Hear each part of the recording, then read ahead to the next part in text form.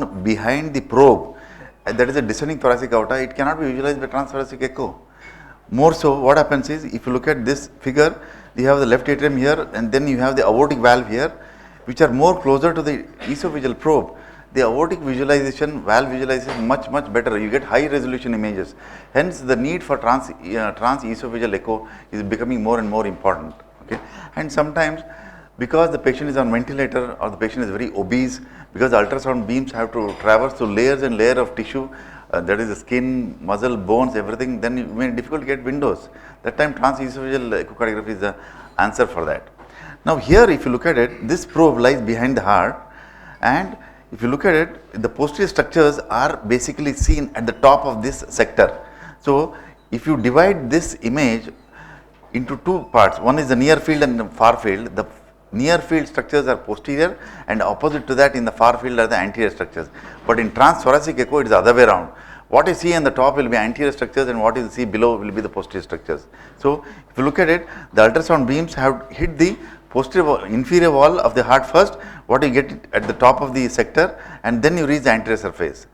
Now if you look at the descending aorta, when it comes down behind the transesophageal probe, to see the descending aorta, you need to rotate the probe by 180 degrees to see that time what happens is, only in the descending thoracic aortic view, the descending aortic view, mid-esophageal view, that time you see the anterior part of the descending aorta top and the posterior part of the descending aorta below. That we need to understand.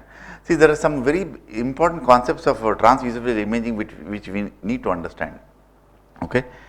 Now, I will not go into whether it's an important imaging modality or whatever it is. Definitely, transesophageal echocardiography has created a significant impact on both the surgical care and the anesthetic management of patients, whether it's the intraoperative period or in the postoperative period. Okay. Now, indications are plenty.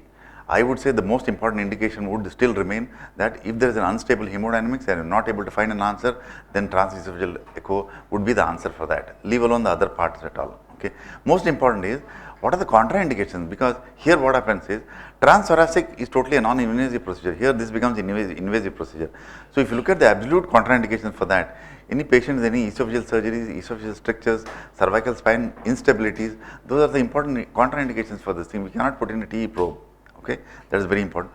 Or even if you look at the relative contraindications, whether the patient has got hiatus hernia or esophageal varices, even in these patients sometimes it is a relative contraindication.